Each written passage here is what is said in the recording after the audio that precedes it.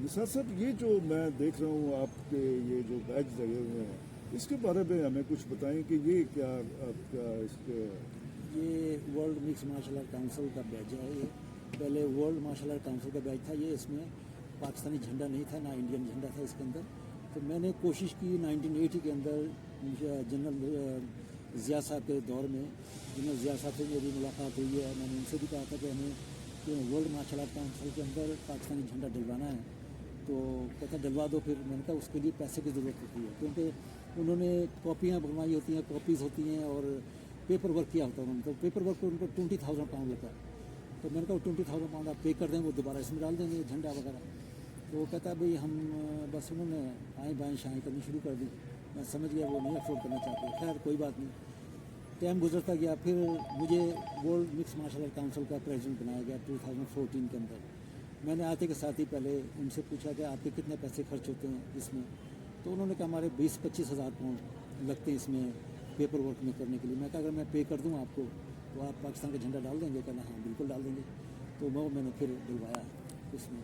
तो जब मैंने पाकिस्तान का झंडा डलवाया तो क्योंकि मेरे स्टूडेंट इंडिया में भी बहुत ज़्यादा हैं, रिप्रेजेंटेटिव हैं, यहाँ पर शिव कुमार हैं, तो मैंने फिर इंडिया का झंडा भी डलवाया। तो ये मेरी ही वजह से पाकिस्तान का और इंडिया का झंडा इस world mix martial art council में डाला गया। निसार साहब, ये भी बता दीजिए कि जैसे बरतानिया के बड़े मेडल्स होते हैं, तो उसमें भी आपने कोई अपने मतलब मैं ये कहूँगा कि कोई हाथ साफ किया आपने उस पर भी कोई मतलब मेडल्स आपको कोई अवार्ड मिले वहाँ से? जी मुझे बहुत माशाल्लाह बहुत अवार्ड मिले हैं। हमारे एमपी ने कहा था कि you brought Huddersfield on the map. जिस शहर में मैं रहता हूँ उसका नाम है हडर्सफील्ड।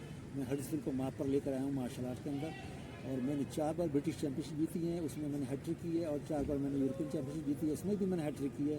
और मैंने 102 गोल्ड मेडल जीते जो किसी के पास नहीं अभी तक। मेरे अलावा मेरी वाइफ वो भी गोल्ड मेडलिस्ट है, मेरी बेटी भी गोल्ड मेडलिस्ट है, मेरे दोनों बेटे दोनों ब्रिटिश चैम्पियन है और गोल्ड मेडलिस्ट है। तो हमारे पास मिला के टोटल 150 गोल्ड मेडल से ज़्यादा बनते हैं हमारे पास, जो कि किसी के पास नहीं है। इस वक्त हमारे साथ निसार सुमाइला साहब मौजूद हैं। ये बरतानिया में 4 माह के लिए पाकिस्तान तशरीफ़ लाए हैं। और ये आपने सुना तो होगा जूडो कराटे के हवाले से, लेकिन ये कराटे के माहिर हैं और अपने इस फील्ड में यानी बड़ा नाम है। तो हम इनसे पूछते हैं कि निसार साहब हमें बताएं कि ये जो जूडो और कराटे में दोनों में फ़र्क क्या है, और फिर ये कराटे शुरू कहाँ से हुई? जी ये जूडो जो है वो एक रेसलिंग की तरह होती है, कराटे से कोई ताल्लुक़ नहीं है इसका। कराटे जो होती है वो पाँव से और हाथों से लड़ी जाती है, और इससे मतलब जूडो से कोई ताल्लुक़ नहीं है इसका। जूडो अलग गेम है, कराटे अलग गेम है। और ये शुरुआत जो आपने पूछा है, शुरुआत जो हुई है ये हजूर सल्लल्लाहु अलैहि वसल्लम के ज़माने से ही हुई है। गतके के नाम से गतका खेला जाता था उस ज़माने में। तो गतके से ये पिकअप की हुई है। तो जापान ने, चाइना ने, इंडिया में यहाँ से शुरुआत हुई है इसकी। यानी गतका जो है ये बरसगीर में, यानी बरसगीर में भी हमारे जो कुछ ज़िले हैं वहाँ पे ये खेला जाता है। बिल्कुल बिल्कुल खेला जाता है। उसी वजह से कि जिस वक्त गतका चलाते हैं, यानी एक रवायती खेल था ये। जी हाँ। तो जिस वक्त खेला जाता है यूँ करके करते हैं। तो इसी तरह ये हमारी कराटे की मूव। तो कराटे का मतलब है खाली हाथ, तो इसलिए हम खाली हाथ के साथ करते हैं कराटे। तो वो गतका तो लकड़ी के साथ खेला जाता था, तो घुमाई जाती है लकड़ी वगैरह ताकि लोग पीछे पीछे हट जाए, लगे ना किसी को। तो यही चीज़ है और कोई नहीं। हमारे यहाँ बहुत सारी फेडरेशन बनी हुई हैं हर खेल के हवाले से। जी जी। लेकिन हमने देखा कि इंडिविजुअल्स जो मतलब इनफरादी तौर पे जो है देहातों से गलियों से निकल के लोग लड़के आगे जाते हैं और दुनिया में जाके पाकिस्तान का नाम रोशन करते हैं।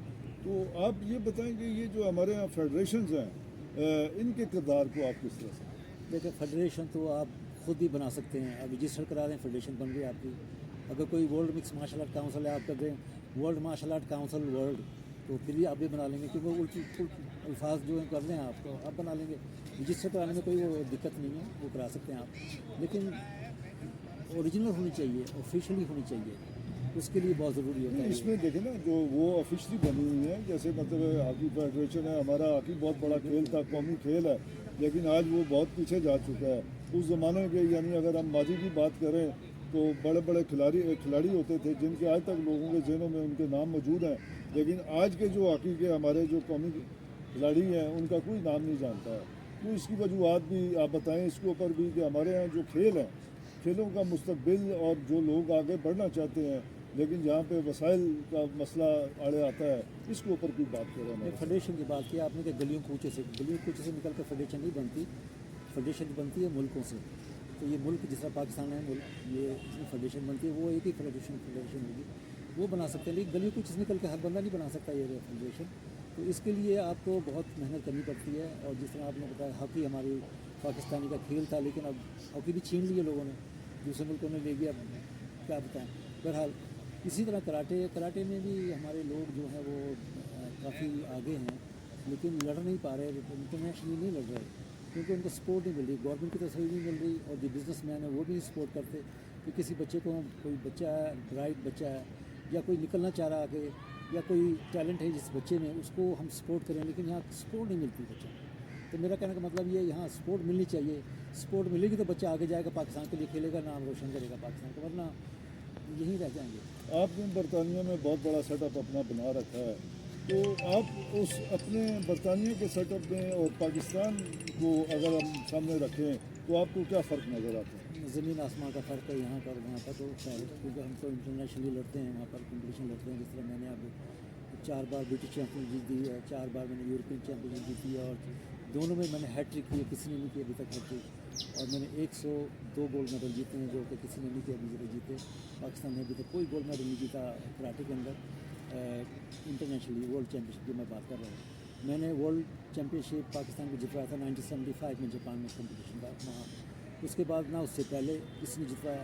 اس کے بعد میں لڑتا ہوں انگلینڈ کے لیے کیونکہ انگلینڈ میں رہتا ہوں تو انگلینڈ کے لڑا ہوں. انگلینڈ کے لیے میں نے 2 بار کمپٹیشن جتوایا ورلڈ چیمپئن شپ پاکستان کو بنوایا ہے. اور یعنی کہ میں کوشش کرتا ہوں کہ پاکستان میں ہر سال میں آتا ہوں یہاں تو 2 مہینے کے لیے آتا ہوں. اس دفعہ میں 4 مہینے کے لیے آیا ہوں. تو میں موسٹلی ایشیا کا ٹور کرتا ہوں. میں ایشیا کے اندر بچوں کو دیکھتا ہوں کوئی آگے آ رہا ہے یا نہیں آ رہا. خاص طور پر میری نظر جو انڈیا اور پاکستان کے بچوں پر ہوتی ہے تاکہ یہاں کے بچے آگے نکلے اپنے ملک کے لیے نام روشن کریں. نثار صاحب پاکستان میں ٹیلنٹ کی کوئی کمی نہیں ہے بالکل نہیں. تو نوجوانوں کے لیے آپ پیغام کیا دینا چاہیں گے؟ پیغام یہ دوں گا کہ آپ سوشل میڈیا کو چھوڑیں.